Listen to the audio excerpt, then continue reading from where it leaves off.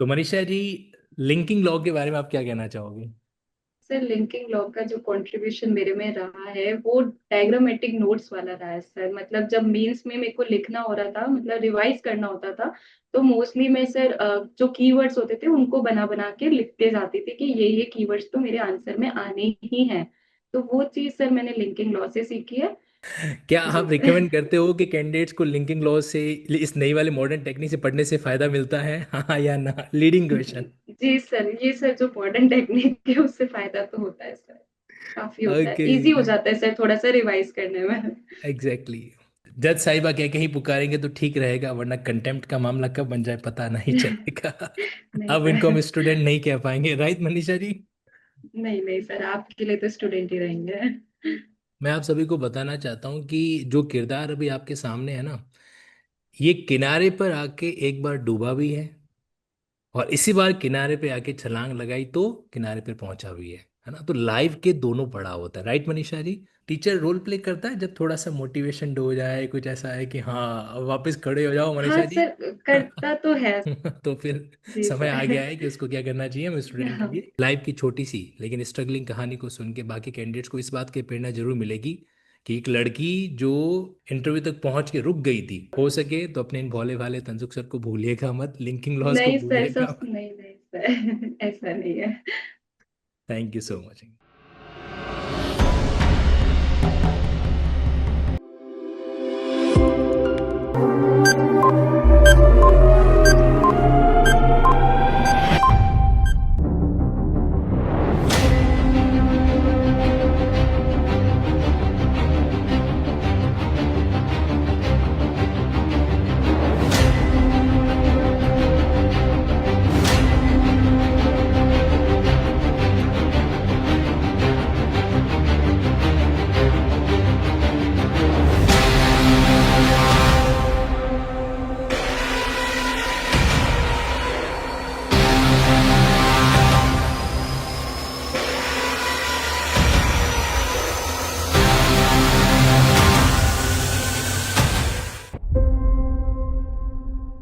So hello, नमस्कार। मेरे साथ में अभी हमारे जज साहिबा यानी कि मनीषा जी जो है वो क्लास में कनेक्ट हो रखे हैं।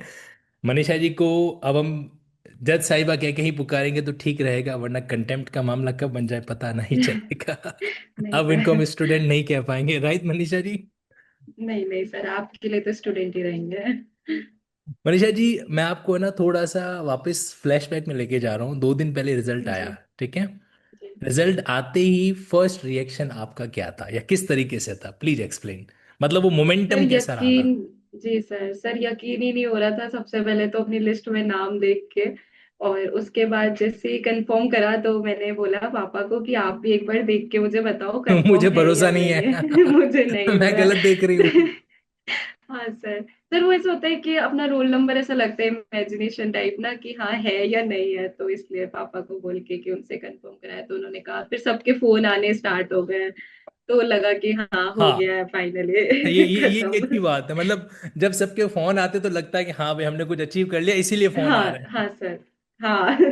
मतलब सपनों की दुनिया नहीं है हमारी है। जी वेरी जी जी nice. Sir. Manisha ji, interview देने के बाद और रिजल्ट आने से पहले क्या चल रहा था माइंड जी में? बड़ी सर ईमानदारी बस के ये, साथ बताएं। जी सर। सर मैं मतलब जोधपुर इंटरव्यू था, उसके बाद शाम को हो गया था मेरा 5 बजे हम्म। समथिंग हो गया था, दूसरे दिन हम्म। था। तो हम्म। उसके बाद जब वापस आ रहे थे जयपुर, तो तब से बस दिमाग में यही चल रहा था कि कल रिजल्ट आ जाएगा, कल रिजल्ट आ जाएगा, बस हो जाए हो जाए। तो बस वही प्रे चल रहा था कि हो जाए बस कहीं इस बार। वही चल रहा था।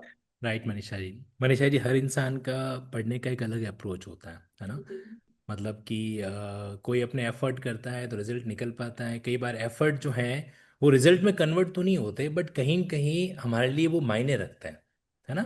जैसे आप में से कई जी कैंडिडेट सेलेक्ट हो गए। मनीषा जी, सबसे पहले मैं 2 लाइन उन कैंडिडेट्स को डेडिकेट करवाना चाहता हूँ जो कैंडिडेट किसी कारण से गो थ्रू नहीं कर पाए, जिन्होंने अटेम्प्ट किया था, चाहे मेंस में, प्रीलिम्स में या इंटरव्यू के अंदर। उनके लिए मुझे 1-2 लाइन आप अपने मुंह से जरूर कहें। सर देखो, मैंने खुद ने ये एक्सपीरियंस किया है, क्योंकि लास्ट टाइम भी मैं इंटरव्यू तक गई थी। तो जब मेरे को फेलियर वो मिला उस टाइम पे, जब लास्ट टाइम मेरा नहीं हुआ था, तो मैं भी मॉरल डाउन हुई थी। मैंने सोचा कि नहीं, अब मेरे को नहीं देना है, गिव अप करते हैं।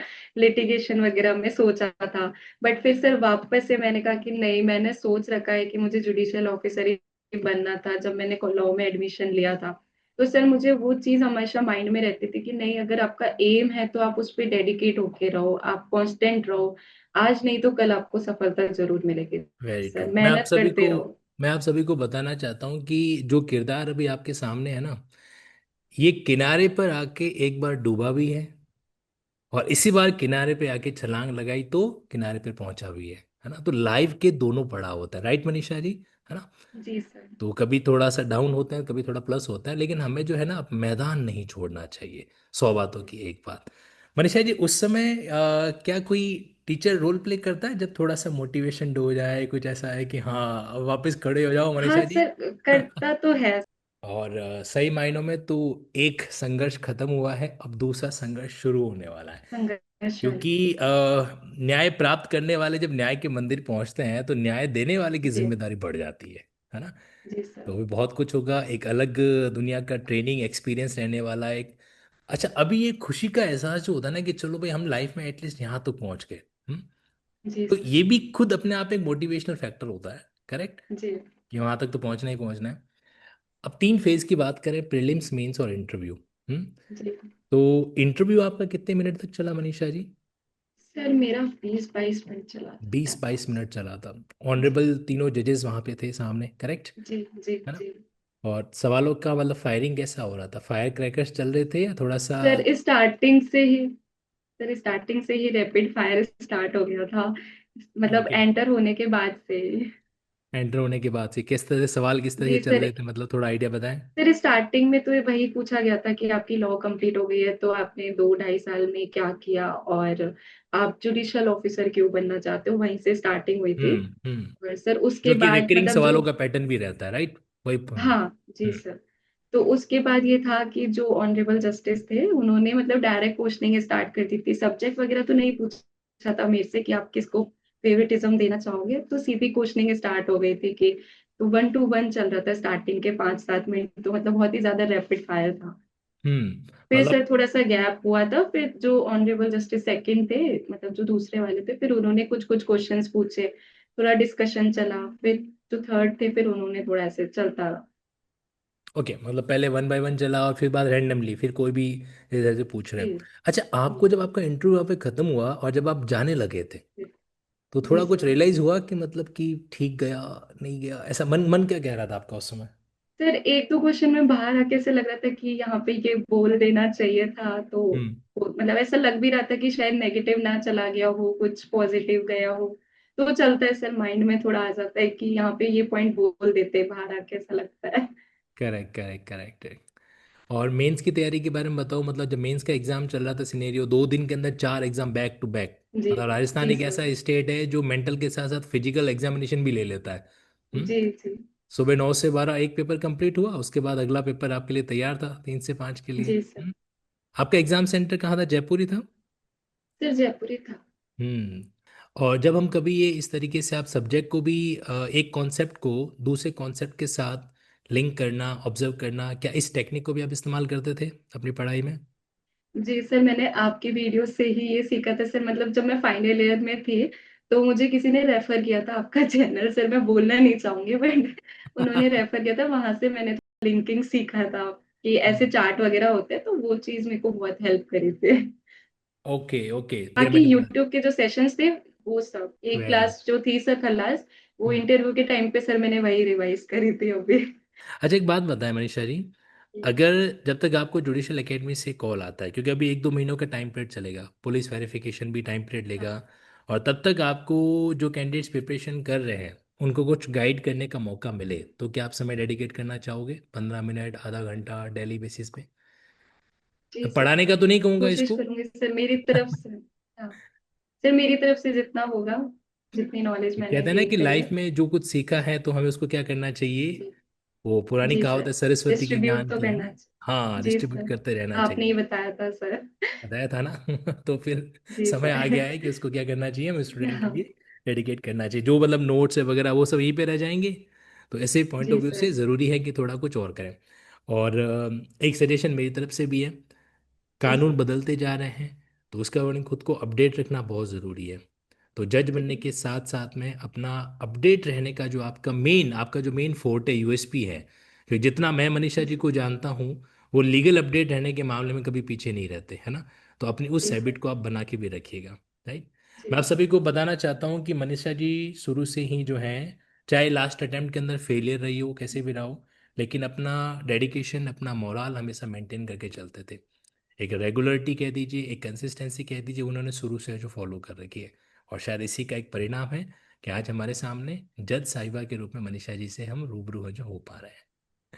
मनीषा जी, फैमिली के कंट्रीब्यूशन का भी कुछ जरूर बताएं, पापा मम्मा वगैरह, फिर प्लीज। सबसे पहला रिएक्शन तो पापा का था, क्योंकि उनको ही मैंने बोला था वेरिफिकेशन करो आप मेरे रिजल्ट का, फटाफट बताओ मुझे।